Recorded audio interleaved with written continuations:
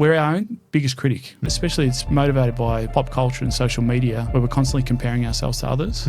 So now we've created a tool that enables people to compare themselves to themselves. What kind of led you to this point where you're, running a group of 20 blokes trying to help them be the best versions of themselves? By creating a community or a culture where if one wins, we all win. Right. We get a lot of drive and motivation off that. Mindfulness, meditation, have they played a part in your healing and transformation?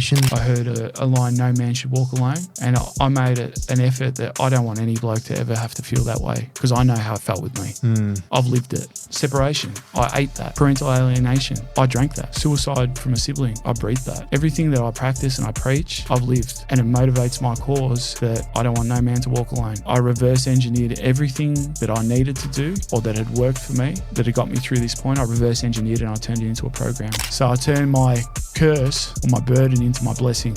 Now that's just one moment, but it shows how one action, one decision, one moment can actually alter the trajectory of what your reality looks like. Do you believe you're saving lives with what you're doing?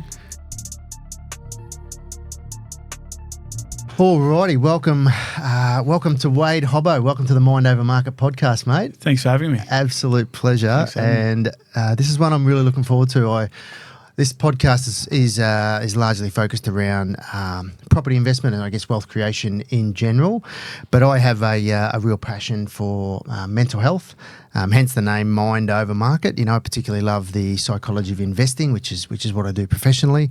But I really wanted to, I guess, embrace mental health and I guess all the issues around that, in and through the podcast. So hence having a chat with you today, because I'm sure you're going to be able to share some fantastic insights and information about not only your journey but what you're doing in the mental health space as well. So I won't steal too much of your thunder, but for our listeners out there, to formally introduce Wade, you are the founder of the Derek program, which I'm pretty excited to hear a bit more about, and also doing a bit of work still with a group called the Business of Smiles. Yeah, is that right? Yeah, Business of Smiles. Business of Smiles. Well, mate, first I need to know Derek. Like, where's the name Derek come from? Like, I saw you referring to him in a few of your videos. Yeah.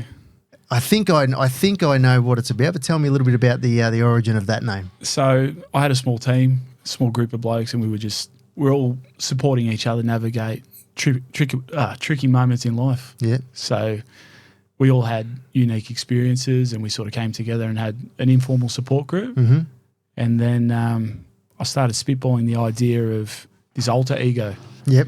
Started spitballing this idea of this alter ego. And one of the boys mentioned the name Derek. There's a few references to Derek in pop culture. Okay. So there was Derek in Step Brothers. Okay. I'm not sure if you remember that brother. And there was a Derek moment in American History X, I think. I couldn't recall that. And it was just, Derek represents our shadow, so our dark side, our limiting beliefs, our fear of failure, our procrastinating side, that little voice that sort of holds us back in all aspects of life, whether it's business, whether it's relationships, whether it's personal growth, health. So we were just brainstorming one day, and those two references came up, and it started to grow legs. Yeah. And informally we were saying, I'm being a Derek today. So, one of the boys didn't go to the gym. He sat on the couch and had Doritos. He goes, I had a bit of a Derek moment. I missed the gym.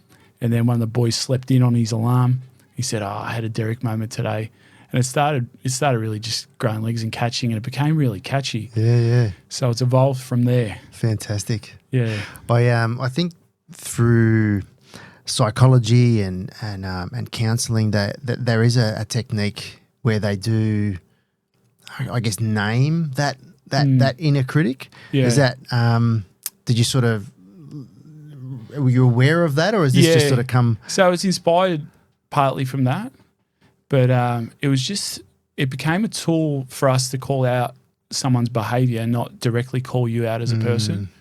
So we've found that couples have been using it quite a bit.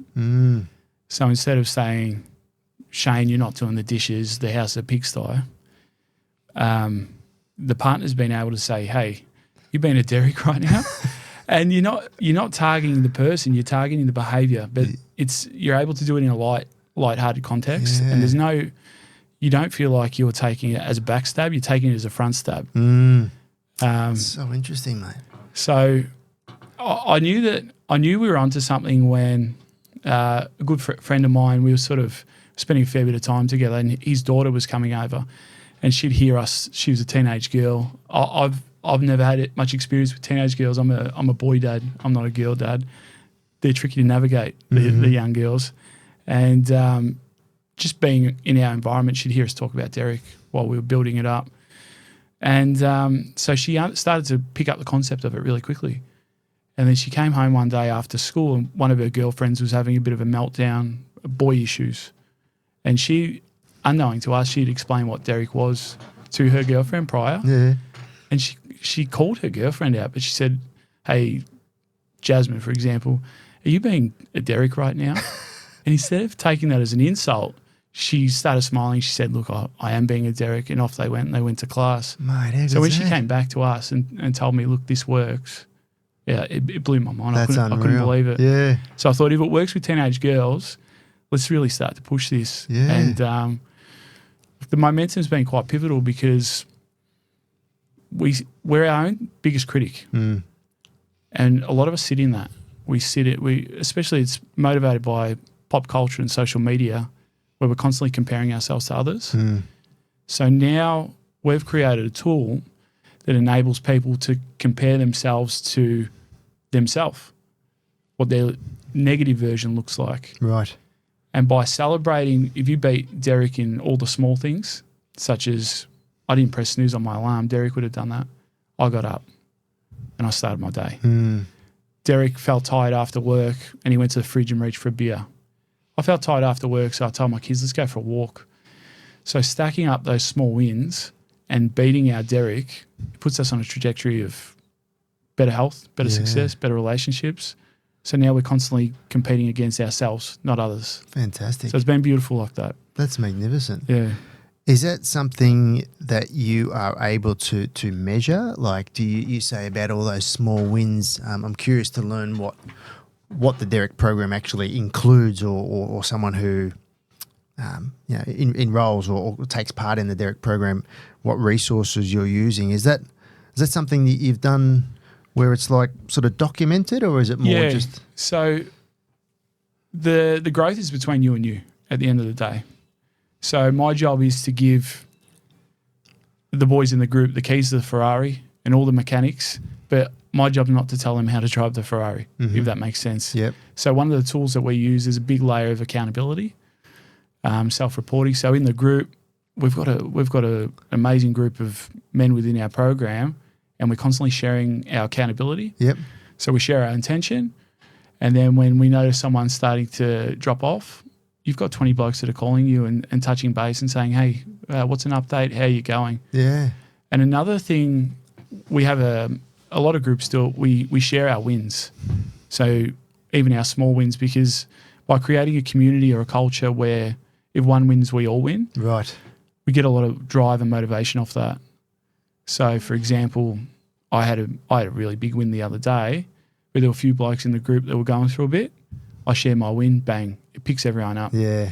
And also with that accountability, by seeing people be accountable, it makes you, if you feel like you're slacking off, it makes you pull your finger out a bit, driven by other people's success and other people's, because we see what we're going through. And if I see you're pushing through what you're going through and you're ticking your goals, it motivates me. Okay, absolutely. If he's doing it, I'm going to do it. Yeah. Accountability is just, mate, it's unbelievably important, isn't it? Across all cool aspects of life. Yeah. I know that sort of always, use it in business and sales and things, but accountability is really the difference between, or can be the difference between just another day versus I'm not going to let this one. But it can become a burden, accountability. Yeah. If you're not invested and you don't see how beneficial it is, or you've set yourself a a bar that's way too high Mm. and you're not meeting those levels, meeting those goals, you can really start to feel, pardon my language, you can start to feel shit about yourself Yeah. because you've set yourself a high bar of accountability. Yep. Whereas with our group, just by showing up and just being 1% better, so not pressing snooze on the alarm, you've been accountable to yourself. Yep. And it's quite an achievable thing, but we celebrate that. Yeah. We celebrate that. So celebrating the small things, the way we do the small things is the way we do everything. Mm. So Love that. our 1% rule is that our change is done in the way we do everything. And like compound interest, by stacking all those small steps, such as not pressing snooze on the alarm, instead of grabbing that fizzy drink, you grab a water. Instead of sitting on the couch, you go for a brisk walk. They're very achievable things. But like compound interest, they put you on a trajectory that's completely different. Yeah. So we run a visualization exercise with, in 12 months, in 3 years, what does Derek look like? So if you keep compounding those choices, such as the ones I spoke about, not being physical and active, not engaging in relationships, or continuing to surround yourself with certain people that are part of your environment. Yep. Productivity at work. How do you look in 12 months? How do you look in 3 years? Fantastic. And we use the analogy, the Biff almanac moment. I'm not sure. Back to the Future. Yeah. I know the almanac. I'm trying to remember the Biff moment. When Biff finds it, he's a complete different character. He's a complete different avatar. He's successful. He's powerful. His house looks different. His hairstyle's different. He projects his energy is completely different. The people that are surrounding him are different.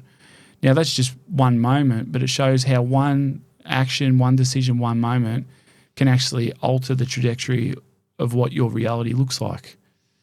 So by being aware of Derek, by really instilling that self-awareness, by taking control of the small things, we say we can now create your destiny. We can create your avatar, how it looks in 12 months. And it's not done by massive goals. It's done by small day-to-day steps that are super achievable. So that's where our accountability is slightly different. That is magnificent. Yeah. That is so interesting, and I'm going to have to make sure we share information in the show notes as to how people can get in touch about that Derek program, because that sounds bloody amazing. Yeah.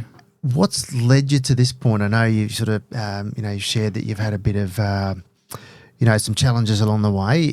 Feel free to share as much or as little as you like, but I certainly understand that it takes real challenge, hardship, adversity to sort of come out the other side and be such a wonderful version that you clearly are now and obviously becoming. But what got you so passionate around this particular space? What kind of led you to this point where you're running a group of 20 blokes trying to help them be the best versions of themselves? Good question. Hold on to you, mate. We're Yeah, no. I was a youth worker by trade, so I'd always been. So I went to uni, got involved in youth work. I was a northern suburbs kid growing up. Yep. A lot of stuff happened in the northern suburbs growing up. A lot of kids in disruptive households. I was really fortunate. I came from a really good background. Mum and dad worked really hard to put me into private schooling, but some of my mates growing up were heroin addicts really young, and it sort of sparked me to go to uni and get into youth work. So I became a youth worker. I loved it. I was there for nearly 10 years, and things started to spiral a bit. Youth crime epidemic just got way out of hand. Levels of violence in custody just became crazy, and I sort of got sidestepped into emergency response, so into riot style work. Okay. And I just took on so much vicarious trauma, just seeing colleagues of mine have their skulls fractured. Colleague of mine had his throat slit. Trying to stop kids from trying to kill themselves. It was just so much. I was bringing so much vicarious trauma down. I had a mini breakdown. It was just the environment was not conducive to being a young father, and I was a young father at the time, and so I got out of there, and that's where my journey sort of started with my own personal mental health issues. Started to suffer a lot from anxiety. Yep. And a lot of post-traumatic stress disorder. Understandably. And I thought I'd navigate my way through that. I was really proud. Everything was going really well. I started a business. Business was going good. I had a few properties, had dollars in the bank, and separation hit. Relationship hit the skids, but it was pretty much overnight. Oh, well, it was overnight. And my whole world just came crumbling down because my identity at that time, my identity was solely based on Wade the father. I had nothing outside of that. Due to the PTSD, I sort of brought everyone in, and I wanted everyone close to me in my inner circle, and I didn't want to venture out of my inner circle, so I became quite recluse. And then all that was gone. Right. All that was gone. And I was trying to wrap my head around that. And then 2 days later, my sister passed away. 2 days after the breakup? Yeah. Wow. So my sister is a victim of murder by proxy. So she came from a significant DV background. And she was pushed over the edge. A lot of guilt's there from my perspective that I didn't see her, I wasn't there for her. So then I've got that going on. And then my mate died the day after. So it was just... So this is in 4 days, your relationship broke down, you lost your sister and your mate. Yeah. They say it comes in threes. Mate. So it was... Shit. It was just a whirlwind. And the tools that I had used previously to cope with my PTSD would be, obviously I'd see a psychologist, but what I'd grown up around was alcohol. So my first resort was just to drink, to drink my pain away or my sorrows and then deal with it later. And it's that Band-Aid fix, isn't it? So it numbs you for a little bit. You got that Band-Aid on, but when you sober up, you still got a big scar there, a big open wound. So I saw my doctor, Jim Beam. Then I got a second opinion from my doctor, Jack Daniels. And then, and I was lost. I was completely lost. I haven't said this before, but I came to a realisation that if my sister hadn't taken her life, I came to a realisation that she beat me to it. That's how dark I was at that time. So, in a weird way, her tragedy, she gave me strength. And I started to see that it was a bigger picture, that it's not about me. I have to. This is my sort of. This is my superhero moment. This is my origin story where I have to be more than myself and support others. Being she leaves behind a 4-year-old, right, and she leaves behind an 8-year-old. My parents are in their mid-60s, so they're dealing with the loss of a daughter and now trying to be parents to a 4-year-old. I've got my 2 sons that are somewhere very confused, missing their dad. So I just had to get my shit together and just figure out what my next best steps were. And how long ago was that, if you don't mind me asking, when that sort of, particularly that 4-day period when you'd break down and the marriage? So February 9, so almost 12 months and a week, almost. Oh, only 12 months ago? Yeah. Wow. Yeah, so in the last 12 months, the growth, the transformation within that 12 months has been more significant than the 37 years prior. Yeah.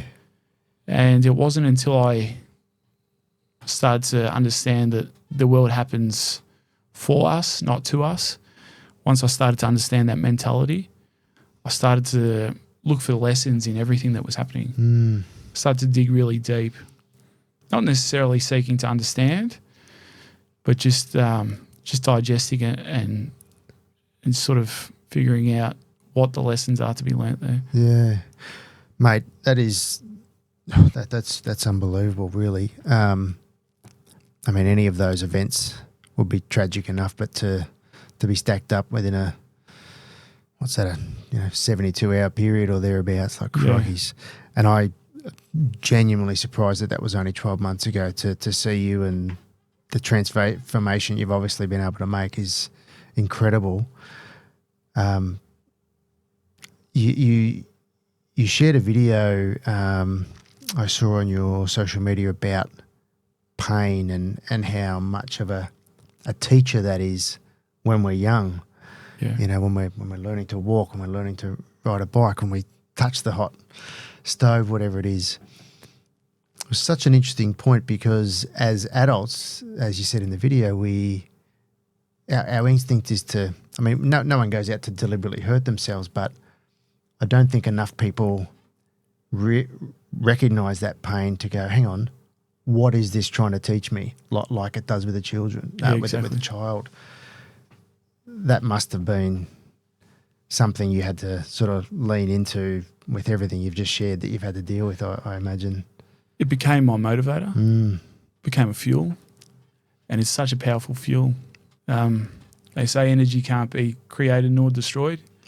I was given just this burden, this big significant energy that if left as negative energy, it eats you away. Floods your body with cortisol. It actually has a chemical reaction in your system that affects your health. When your health's affected, it affects your mental clarity. So, as I said in the video, as a kid, you touch a stove, you burn your hand, and you learn, I'm not gonna touch that again. It's bloody hot. Yeah, that's right. When we get older, we seek comfort. We want to be comfortable all the time. So when something hurts, we either, as I said before, we put the Band-Aid on it, we want to numb it, or we shy away from it. We avoid it. So I swapped it. I flipped the script on it, and I used that pain. I saw that pain as not as an event. I saw it as a fuel. I thought, how am I going to use this fuel? I'm going to use it to make me better. I'm going to use it to make me stronger. So I sat in it. I understood what it was, and then I just went full guns blaring. Mate. And when the pain would pop up, I'd walk. I'd get outside. When the pain would pop up, I'd write. I was no longer blocking it out. I was no longer avoiding it. I was using it to my advantage. So I turned my curse or my burden into my blessing. This is happening for me, not to me. Yep. Now let's use it. It's a powerful fuel. Let's get to bloody work. And that's what I did. Fantastic. Hence the Derek program was kind of born. Yeah, Derek. So Derek was born because I started to see how common this actually is and how easy it is for men in particular. I work with men and women, but men in particular to just revert back to negative behaviours because we can't avoid life. Life's going to happen. And life's happening to a lot of people at the moment, especially post-COVID. A lot of bloody tricky things to navigate out there. And we're just not taught the right tools in school. A lot of tools we get from social media or from our upbringing. So, yeah, that's where Derek sort of originated from, getting people together and just making them firstly feel supported and then just helping them develop tools so they can navigate things themselves. Yeah. I mean, the tools would be, brilliant enough, but just that ability to lean on each other, like you said, you're sharing your wins, it lifts the other guys, vice versa. That connection that was so badly damaged through COVID, I think is plays a real pivotal pivotal part in this whole mental health epidemic that we're dealing with. And it differs from normal supports. It's so easy to get caught up in crisis or caught up in trauma. And if you surround yourself, you'll notice in some circles, and you're constantly feeding each other's trauma or feeding each other's crisis by fueling it, adding fuel to the fire, constantly validating it. Mm-hmm. That's where we differ a bit. Mm-hmm. So we hold a support circle, we hold a space to really help you unpack, but we'll help you grow from it, not help you sit in that trauma and not further add fuel to it, because that can become quite negative. Yeah, just what do they say? Misery loves company, right? So that's really important delineation that you yes, we have to support, but let's not allow you to go deeper than you need to. Exactly. Yeah. And we talk about how dwelling too much on the past, anticipating too much in the future, you're just robbing yourself of your present. And that's in one of my other videos. I said our presence is our biggest present. Yep. It's our greatest present. So you notice if you think about phantom memories from your past too long and you dwell on your past, you become depressed. And if you think about or anticipate too much in your future, you become quite anxious. Anxious, yeah. So what we do, we try to really ground ourselves and understand that doesn't matter. It doesn't matter what can we do moving forward. What are our next best steps now? Well, it really is the only thing we can have any control over is the now, isn't it? Exactly. We can't change the past. We can't change the future other than the actions right now. 100%. Mindfulness, meditation, have they played a part in your healing and transformation at all? They play a big part. Yeah. They play a big part. The community's huge. The biggest thing is what you consume. That's the first step. So when we want to get healthy or when we want to get our life on order, every New Year's resolution, we concentrate on what we consume through our mouths. So we say, I'm going to go on a diet. We discussed earlier, we want to go on a diet. I'm going to watch what I drink. I'm going to cut out alcohol. I'm going to cut out sugar. But there's a holistic approach to what you consume. It's important that you put equal emphasis on what you consume through your ears. So who are you listening to? Who's around you? What advice are they giving you? Yep. I like to surround myself with people that read, that are talking about ideas, not people and events. So what you consume through your ears. Also, when you're really upset and you're listening to the radio, when you're upset, you listen to the lyrics. When you're happy, you listen to the beat, to the tune. Right. So even just being aware of that. Yeah. Because you might listen to a song and it resonates and it reinforces, like an algorithm, it reinforces a negative state of mind. Yep. Then all of a sudden it ruins your day because you're down in the dumps. So being mindful of what we consume through our ears, what we consume through our eyes is huge. So I just touch base on the algorithm then. Do you mean like what we're seeing on, say, social media and things like that? Or everything. Mainstream media. So, especially through our eyes, the algorithms in social media, they'll reinforce what you seek most. So if you're going through a breakup, it'll just spam you with relationship videos. If you're a gambler, it'll just spam you with gambling videos.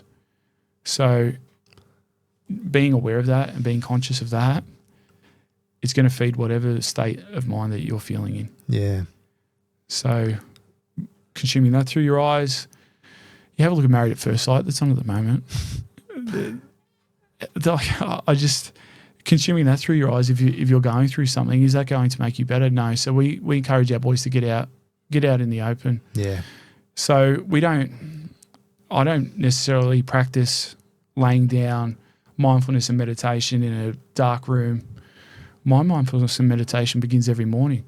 I go on a walk. I live out in the sticks. There's kangaroos, and I just go for my walk. My rule is if I want my coffee in the morning, I have to walk to get it. Oh yeah. So I walk to my coffee shop. I like that. That's awesome. And I just no tech, and I just ease into my day. I win the morning and I win my day. So that's where my mindfulness begins. Just getting out in the open because I'm controlling what I'm consuming through my eyes. Yep. Absolutely. Yeah. So that controlling what we consume, that's huge. Just being aware of that and how much that dictates or influences our state of mind for the day.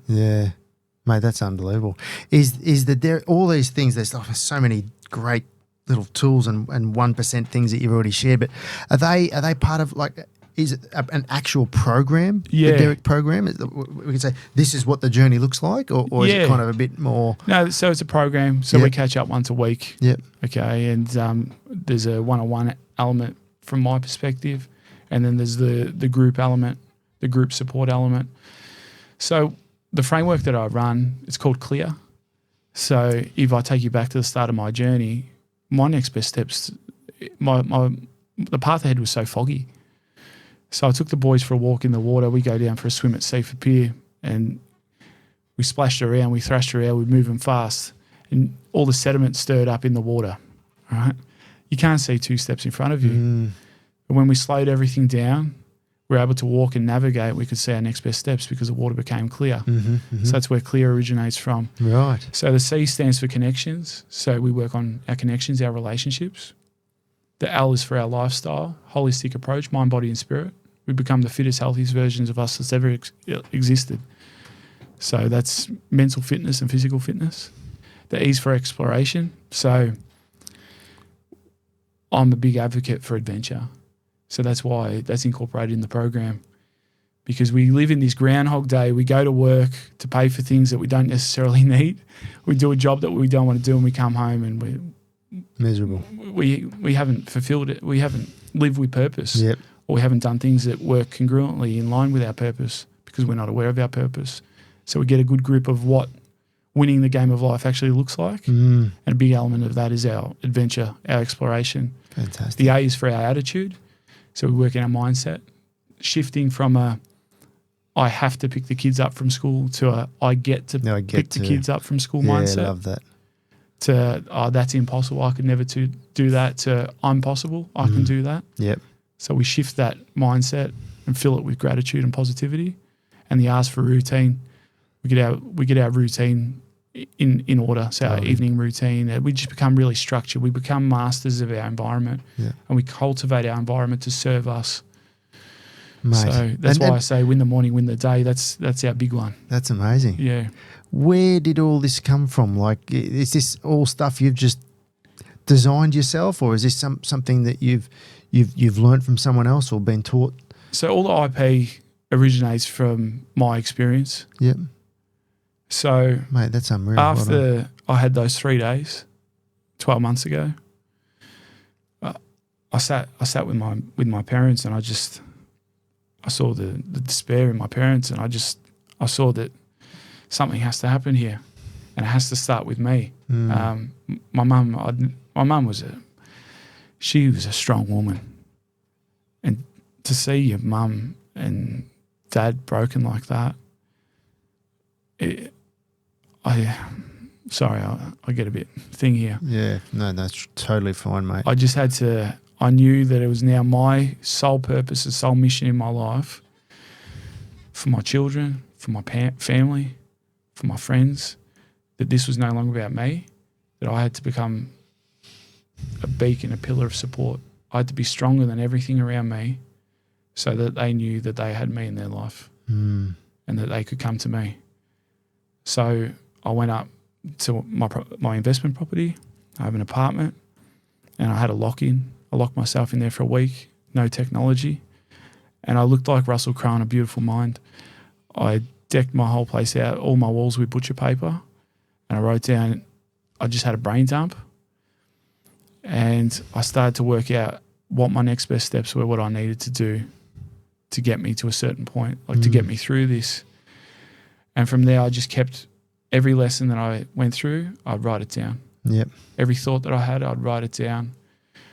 6 months later, I was in a really good way, and I reverse engineered everything that I needed to do or that had worked for me, that had got me through this point. I reverse engineered it, and I turned it into a program. Wow. And I can talk to you about the success stories of my participants, but I feel that that's their journey and their story to tell. But I can tell you my perspective. I sit in front of you the healthiest I've ever been. I sit in front of you, not only have I navigated or dealt with trauma, I've grown from it. And almost 365 days to the day. It was 368 days. I got a message. I now have my son full time. Yeah, mate. And that was my aha moment. That's when I sent a message to the boys, to the Derek boys, and I said, the program bloody works. Yeah.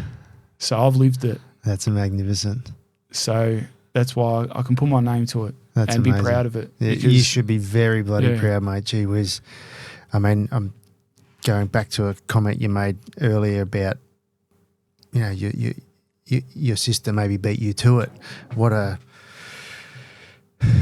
incredible sort of sliding doors moment where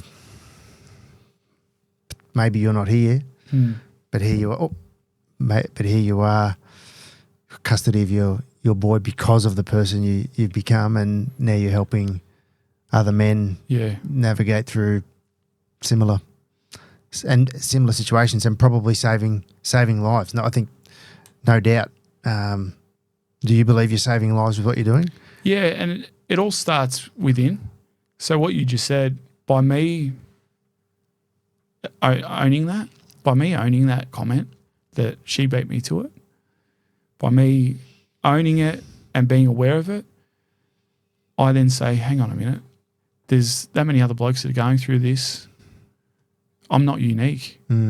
So then it motivated me to say, okay, I heard a line, no man should walk alone. And I made an effort that I don't want any bloke to ever have to feel that way, because I know how it felt with me. I've lived it.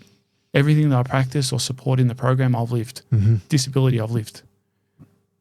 So separation, I ate that. Parental alienation, I drank that. Suicide from a sibling, I breathed that. Everything that I practice and I preach, I've lived. And it motivates my cause that I don't want no man to walk alone, because I know how it feels, and I know how easy it is to be a Derek and take the wrong way. And you can't put a price on that.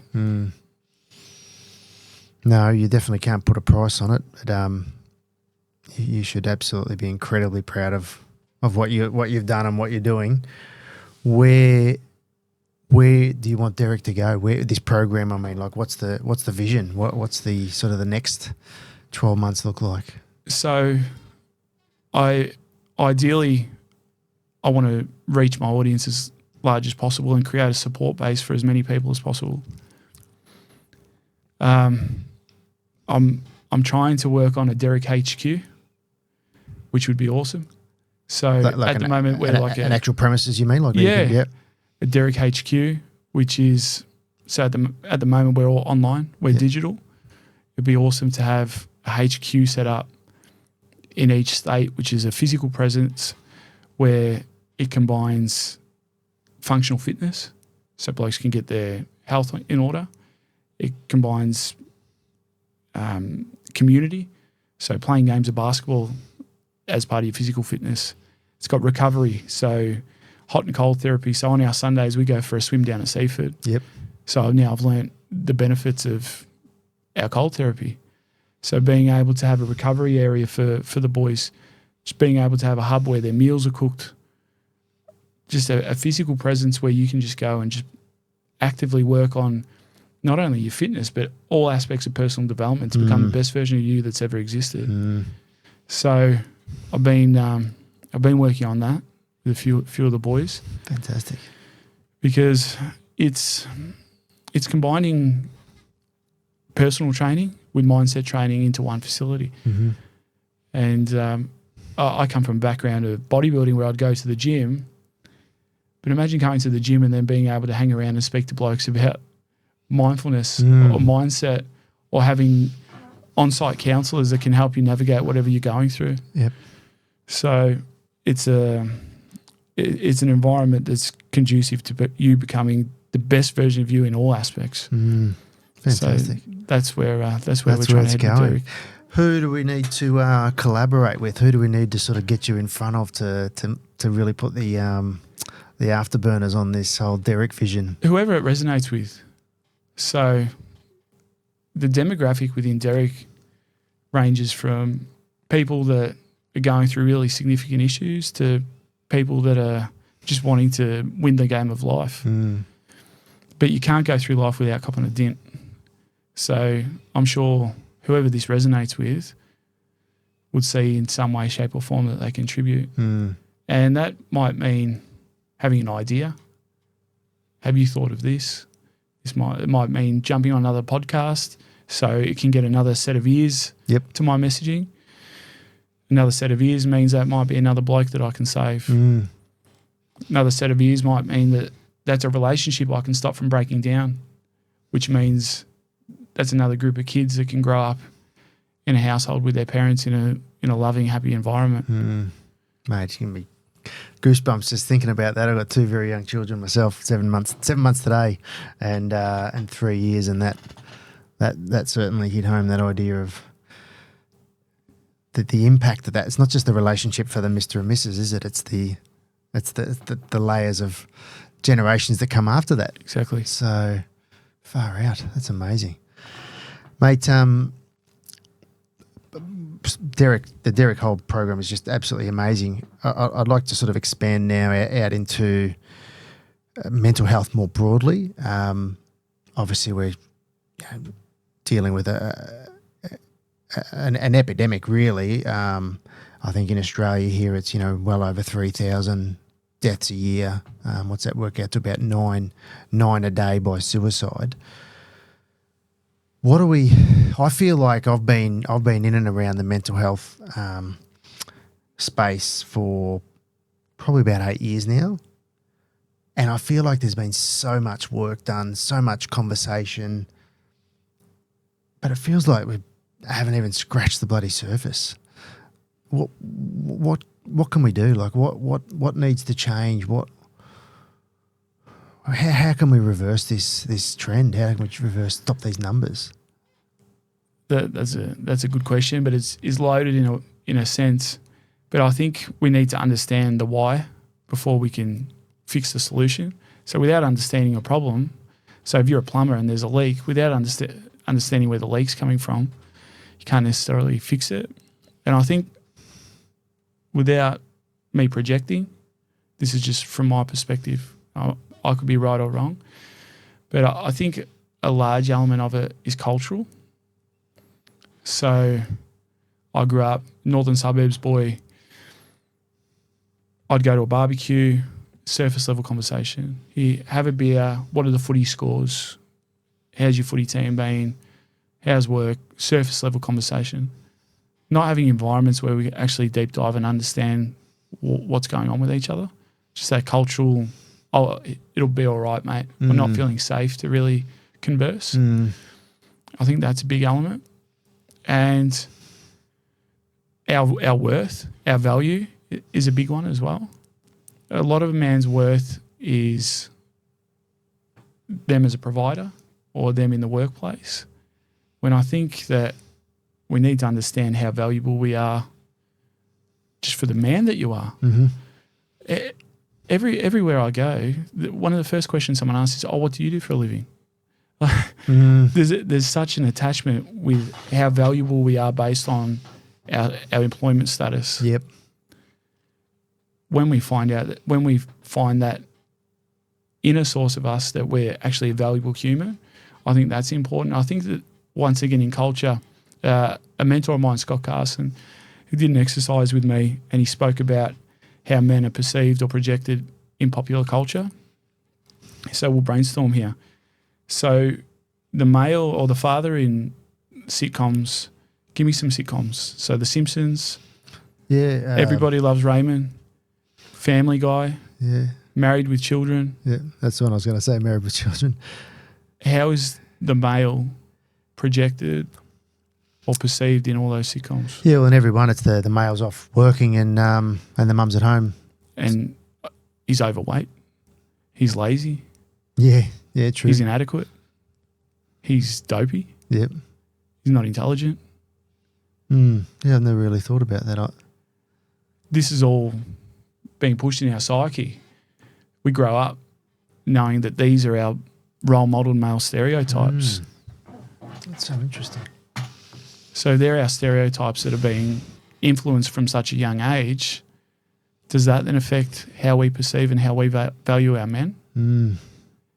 And when our men don't see their own value, when something's not valuable, it's very easy to throw away and discard, isn't it? Yep. Yep, absolutely. So if you don't see your own value, you throw yourself away, don't you? Yes. I've never really looked at it that way. That's so true. I guess, and everyone, well, for the majority, one would imagine that does die by suicide would obviously have no self-worth, no but belief that they're offering nothing to the world or to those around them. Really, I guess coming back to my question about what we can do, I feel like it needs to be education, for want of a better term, but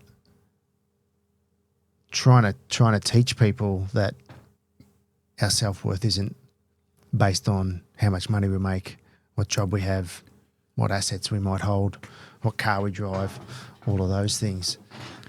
So we had this chat earlier, how much emphasis we place emphasis and importance on things that have a price tag attached. But we don't hold value on things that are free.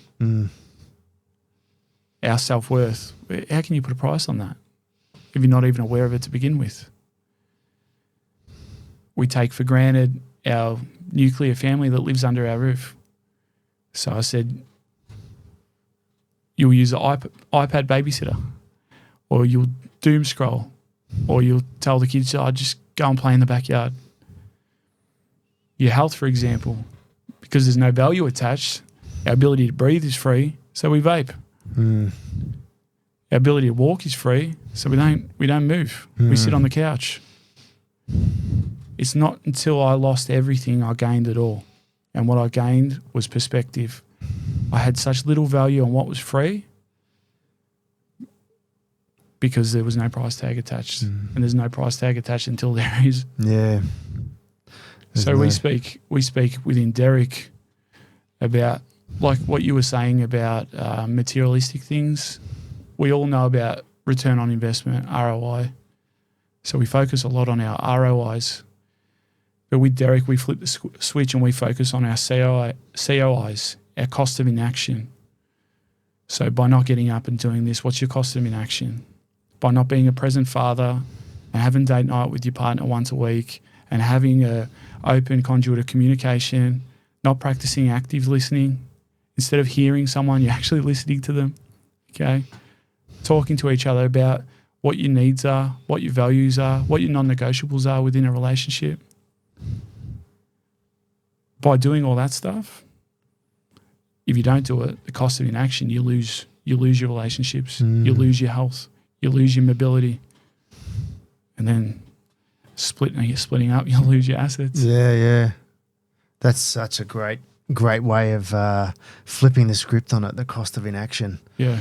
I love that. So much of what I do on a professional level day to day is about return on investment and building wealth and all of that. But flipping it around the other way is,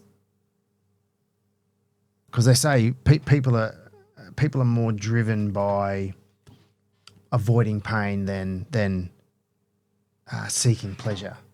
So is that where the cost of inaction comes from? Is it's tapping into that pain element of if you don't do this, you're gonna. It's tapping into that, but then just empowering yourself to a point where you can see what the chain reaction of your behaviors actually are, where you can visualize what that looks like for you down the track. Because there's chain reactions involved with everything.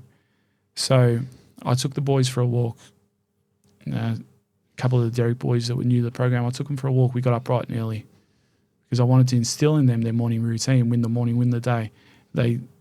They didn't get the concept at first. They go, why? It was 2 degrees in Doreen in winter, frosty grass. I love it. If it's blue skies and frost in winter, I love it. The earlier the better.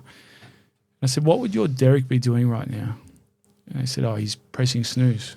I said, okay. So what's the chain reaction? How are you getting up, going to work? Oh, I can't find my work clothes. The kids' uniforms aren't ready. The lunches aren't done. I said, so how are the kids going to school? How do they feel? Oh, I've yelled at them to get in the car or brush their teeth. So everyone's a bit heightened. Everyone's a bit manic. I said, so how are they going at school? And they just paused. They started thinking about it. I said, how are you going in traffic? Oh, I'm angry. I'm getting every red light. I said, okay. So when you're at work, you've been rushed, you've yelled at the kids, they're off to school, they're in a negative state of mind, you've sat in traffic, you've been angry. How are you engaging with your colleagues now? Oh, I'm a bit short with them. How are you going with prospective clients? Oh, everything's a burden. Are you getting that job promotion that you've been looking for? Oh, probably not. So you haven't got this job promotion now. How do you go when you go home to work? Oh, well, I've had a crap day at work. I go home and I don't want to do anything. The kids are annoying me. The wife hasn't cooked. There's dishes to be done. I said, that's why how we do the small things impacts everything. There's a chain reaction. There's a direct correlation that puts us on a chain reaction on how everything else transpires after that. I said, that's one day. Imagine stacking those efforts over 12 months, over 3 years. How does that avatar of you look in 12 months if you haven't been doing your steps, if you haven't been drinking your water, if you haven't been investing in relationships, if your kids are going to school heightened all the time, if you're going to work and complaining because you've had a rough day? Where do you look in 3 years? So we visualize that. We close our eyes and we visualize how that looks. Then we look at the opposite version, the best version of us. How do they look in 3 years? How do they feel? What's their energy like? What do they like to be around? What's their health like? Their relationships, how do they engage with their kids? What behaviours are they role modelling? What type of person are they at work?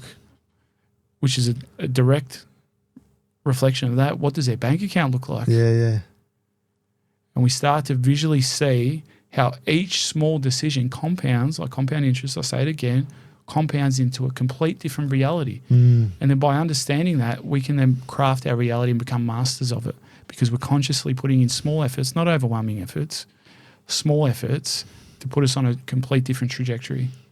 Unreal. And the gap becomes exponential and you can see it. So then when the kids aren't brushing their teeth or aren't getting ready for bed because they're being kids, instead of getting angry at them, you stop and you go, shit, this doesn't really matter. They're kids. I want them to have a good night's sleep. They're 10 minutes late before going to bed. Okay? I slow myself down and I'm not being a Derek here and yelling at them. Yeah.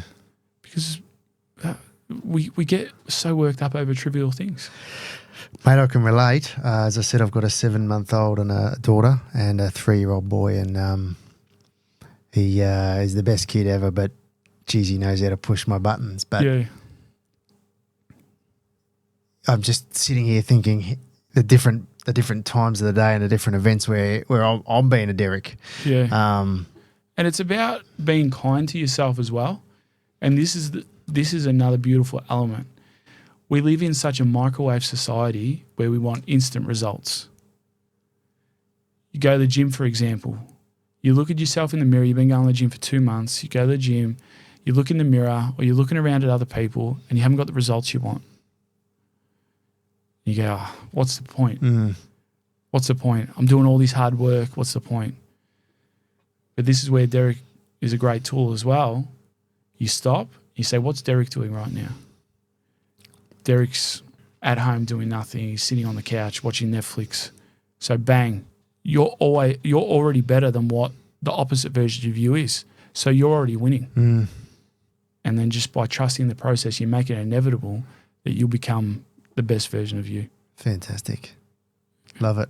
I love that visualization of, what we want to be, look like, the energy in that 12 and 3 year period. I've got a big birthday coming up in a couple of years. I just turned 48 a couple of weeks ago.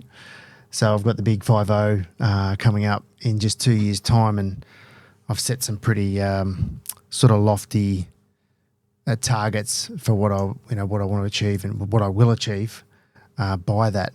But you've given me some great tools that I think I can now layer into that, make it even a stronger likelihood of that happening. Yeah, and it's important to get yourself right first. So I use the analogy in our groups. When you catch a plane, in the safety briefing, they tell you need to put your oxygen mask on first before you give it to your little one. Yep. And that's very deliberate. That's because if you pass out, you're no help to anyone else. So by being aware of your battery and looking after you and making sure that you're all right, you actually become more valuable to all those around you. So that's why Derek has become very popular in I do group coaching work. So I work with small businesses because business is an extension of us. And whatever's going on in our personal life is magnified within our business. Mm-hmm. So by getting that right, by getting themselves right, people are then starting to be able to reverse engineer and start to hit their targets and their goals because their focus is now not necessarily on the goal, but the focus is on me. Yeah. How can I show up and become the best version of me? Mm-hmm. So we've spoken about Derek and where he is. So with our goal setting, as I said, when we visualize the best version of us, once you visualize how he looks, just say he's intelligent. So then we say, okay, he reads 12 books a year. So now I know I'm gonna beat him. I'm gonna read 2 books a month, so I'll read 24 books a year. That best version of me, he looks fit, he's healthy, he's mobile. He trains 3 days a week. So now I know I'll bloody train 4 days a week. So now I'm constantly putting action in place. I'm not focusing on my goals because a goal is just a wish unless you put some substance behind it, actions behind it. So now my actions are directly competing against myself. And the goals just become that inevitable part of the process where you don't even realise and you got to it. Yeah, you're going to land there just because of the actions, yeah. Otherwise, sometimes it can be a bit like homework. Like I was a kid at school. I was bright enough to, if I had 6 months to do an assignment, I could do it in the last couple of days. And that manifested throughout my whole life. I knew that if I was given a timeline, I could make sure that I could get by doing it last minute. Mm-hmm. Similar to our goals, we're already in February.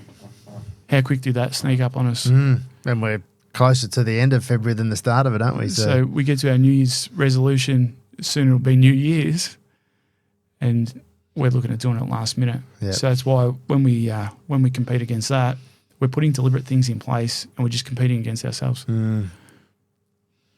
Fantastic. And that probably all then ties back into that accountability like you spoke about. And it becomes less daunting. It becomes less, you've broken it right down. You know what tasks that you need to hit. Yeah, it's like the analogy of, like I use the analogy, I want to drive from here to Brisbane, for example. Well, it's not really, I'm going to drive from here to Brisbane. I've just got to drive to the end of that street and turn left. Then I've got to drive to the end of that street and turn right. It's just all those little mini steps, isn't it? And then by doing all of those little turns, where do we land? Brisbane. Yeah. so I guess that's probably, I like to use those kind of visual things that we're all, I think everyone would use their maps feature on their phone at least weekly. That's probably an easy way to relate that across to that goal setting sort of thing that you're speaking about. Speaking of accountability, something that I've recently been sort of working through personally is trying to set myself, quite a big goal for this for my 50th birthday, and it's something that I've wanted to do specifically for the mental health space, and so I've recently, and I haven't actually shared this. I've only shared this with a very small group of people, and haven't put it out on any of the socials yet.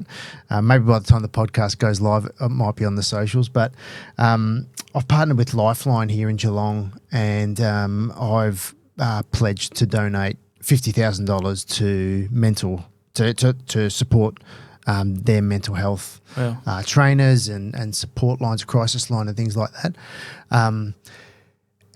But importantly, that the funds will be, obviously very well received and put to great use. But importantly, what this is now going to allow me to do is through the podcast, through my social media, through I guess my business platform, is have the conversation around mental health open. I've calling it 50 by 50. I have to donate the 50 grand by the time I'm 50.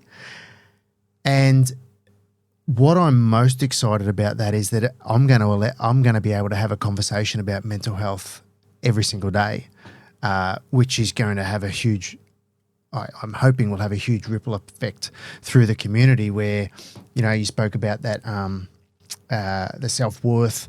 How do we stop these numbers? I think if we can normalise the conversation around mental health, like someone's got a twisted ankle or you woke up with a sore back, you can't bloody wait to tell someone. But no one, not enough people talk about mental health. So I'm hoping that by doing this, we can open up conversations and make it, I guess, the norm. Break down that stigma. You're already doing a huge amount of work in that space, so well done. But I'm hoping that by doing that, I can have a similar, a similar impact on people, because until we can normalise that conversation, until we can have Fred wake up and be equally as comfortable talking about his mental health as his physical health, we're probably always going to have this struggle, aren't we? What's your why? Why are you so passionate about this? Well, I've had personal challenges with mental health. Even still now, depression and anxiety is something I have to monitor and manage. About 8 years ago, I was in a very, very dark spot. I never attempted suicide. I certainly, what's the term? Suicide ideology. Is that what they say? Thought about how, but never actually attempted. I still remember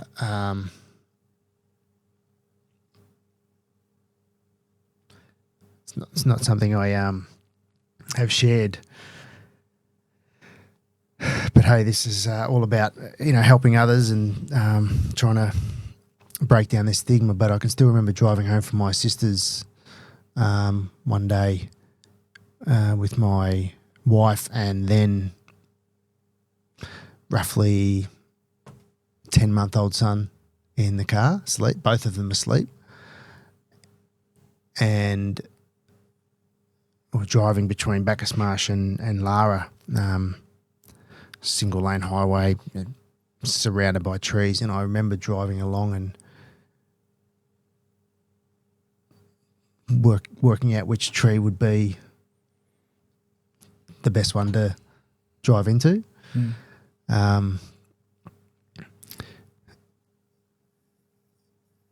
Which is just heartbreaking to think that was running through my head. And now I've got a daughter as well that, I can add into that sort of family picture. And I never ever want to, that's only a couple of years ago. Well and truly past what I believe was my darkest time. But I was very fortunate to have someone close to me tap me on the shoulder and help me get, or encourage me to get the help that I needed. And now I want to, like you said, you don't want other people to go through that. Unfortunately, there's people that have been in that exact same scenario, driving in that exact, in that same vein that have taken the other fork in the road, and you know they're not here. So I'm just I don't know what it is. I feel it's almost compelled. Like it's you know, you don't choose what you're passionate about, do you? You either are or you aren't. And I just feel like there's so much good we can do in that space to help other people get out of that rut or avoid that, taking that wrong fork in the road. Do you think you're so passionate because you were so close? I think so. Yeah, I think it's probably fair to say that. Probably a fair assumption. I don't think that necessarily like consciously, but there's every chance that's what's sort of fueling that passion, I guess. I've had, you know, suicide in the family as well, you know, and I guess just see the impact that has on other people. Yeah, I don't know if I've articulated that very well, otherwise. But it's amazing you share that. Yeah, it's empowering that you share that. Get it off your chest. Yeah, because by owning your story, you get to rewrite the next chapter. Mm. Now tell me, what got you through that? Because you're here today in front of me. Yeah. So some magic must have happened.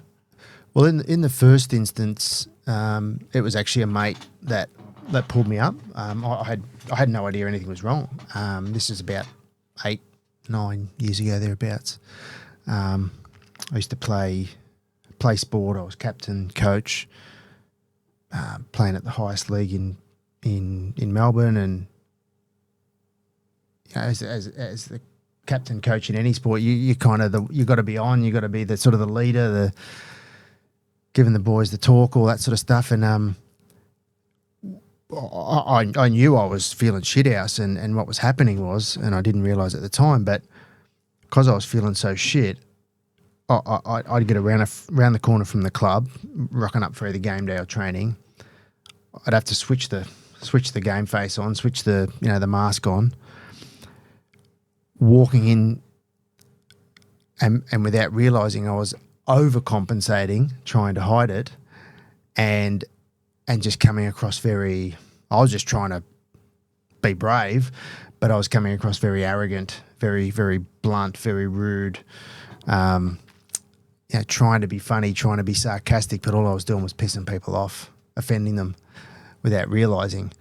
And I'll never forget, my mate called me in for a coffee, Docklands, into his office, and sat down, and I thought we were just going to go and talk about, as he's sort of one of the selectors, thought we were just going to have a chat about the team, and he just sat me down. He goes, "Mate, what the fuck's going on?"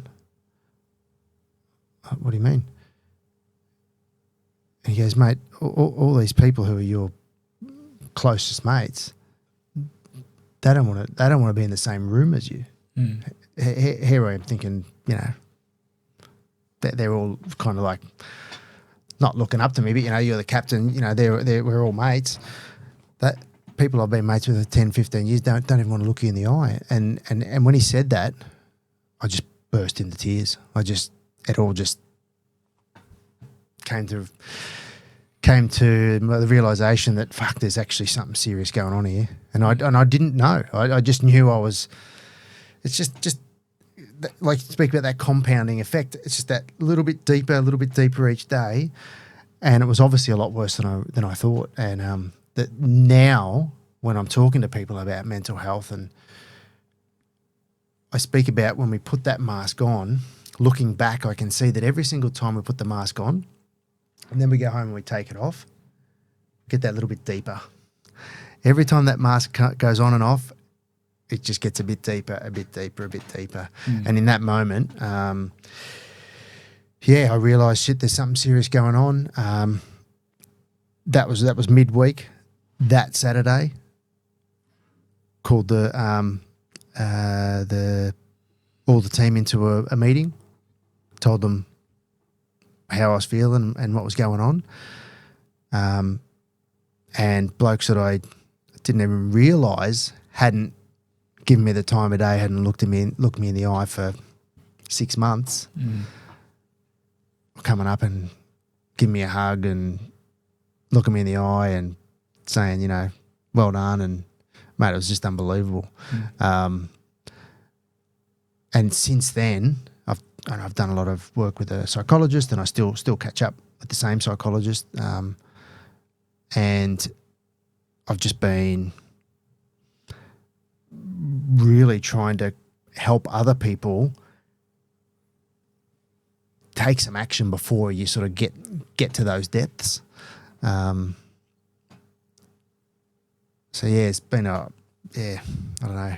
Again, brains all over the place at the moment. I'm not sure how well I articulated that, but now I just really want to try and do everything possible to support people like yourself that are doing such unbelievable work, and do my own little bit to try and make people just have a conversation, Awesome. Normalise it all. Now, you here now, I spoke about the aeroplane. What do you do for yourself now to make sure that you don't fall back into those behaviours, but so you can be that battery, that beacon for others? You've identified what that looked like. What have you learnt, and how do you show up now and look after yourself now so you can be that support for others? Yeah, it's a great question. It's something I still need to do more. So after here, just around the corner, I go to a place that does infrared sauna and ice baths, the contrast therapy that you spoke about before, that hot and cold.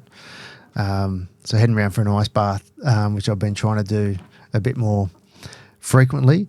I've started meditating, which I'm finding very challenging, but it's like, I guess it's the equivalent of, if you've never been to the gym, of course you're not going to have muscles. You're not going to see any muscles in the first bloody month or two, are you? So for me, the probably the biggest thing has been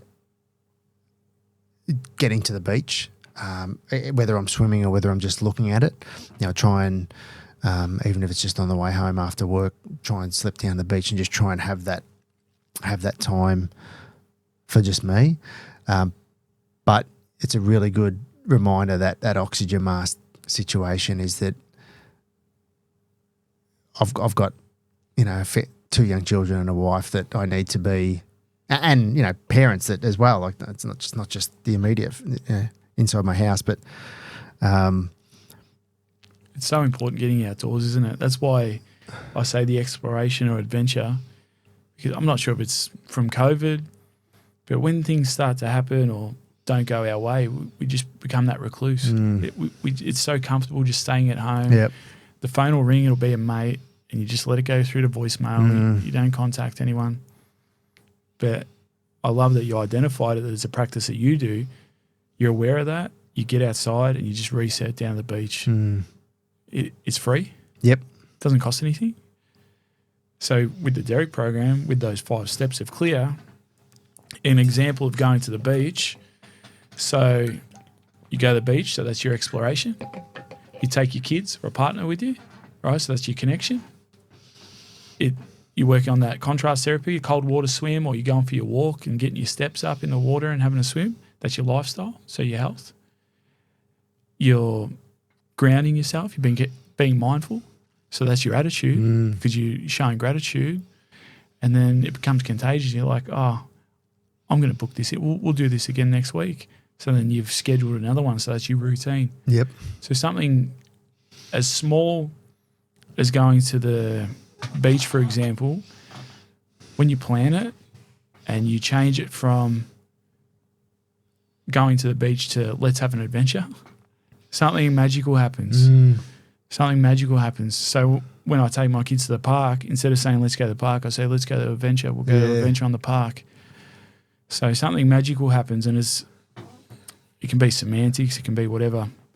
But I truly believe that the words create they create an effect with your mindset. Different energy, yeah, different. And you go from creating an experience to creating memories. And that's what we were talking about before. The only thing that you take home or you leave here are your memories. And they're free. So that's why we have the exploration. Fantastic. So then you didn't even know it, but you've passed the Derek program. You did all 5 steps by going to the beach. Fantastic. No, that's amazing. All right, mate. Well, look, before we wrap up, is there anything you'd like to share with our audience, share with our listeners? Any particular message you'd like to sort of get out there? I hope I've done my job in promoting hope for people, and anyone who resonates with what we've spoken about today, thank you so much firstly for allowing me the platform to talk about this. Pleasure, mate. But if this resonates with anyone, I want them to know that they're not alone, and that they've got places like the charity that you're representing. Derek, reach out to us on our socials. Yep. And there's an amazing environment for people where no man walks alone, and iron sharpens iron. So you're with like-minded people that have lived life. We haven't just read about it. We've lived it. And we've felt it, and we're experiencing it. And we'll make them stronger and supported so they can help navigate those tricky fork-in-the-road moments. Yeah, fantastic. Mate, well, thank you so much for being so open, so honest, so vulnerable. It's so inspiring what you've overcome to get yourself not just to the point where you are. That's inspiring enough, but to now be so, hell bent on helping other people. It's just, mate, I can't say congratulations and well done enough. Absolutely brilliant. No, and I mean that from the bottom of my heart. And you're only just getting started, aren't you? Like, this is only the very, very beginning, mate. So I cannot wait to see where you take this. You've shared so many wonderful insights. And look, we would be so naive to think that there's not someone out there listening to this right now that isn't experiencing some pain, some hardship, and everyone's level of that is different. I think, you don't have to be experiencing breakdown and loss of loved ones to be feeling shit. Like, you just have to be honest with how you're feeling. So if there is anyone out here that's listening or watching that that wants to reach out, either obviously myself, or we'll make sure all your contact details are in the show notes and the link, mate. Yep. And again, thank you so much for the amazing chat. Thank you. Bloody brilliant, man. And I hope people tune in to Derek. They will tune in and watch us, because I'm creating a movement there. Yeah, you certainly are, mate. And I think. And I hope people start saying, "Not today, Derek." Don't be a Derek. Absolutely. I'll be be tune in. The movement's happening. I'll be having a chat to the wife tonight about us labelling our alter egos at home. I think I love that, man. Well done. Cheers, man. Thank you, brother.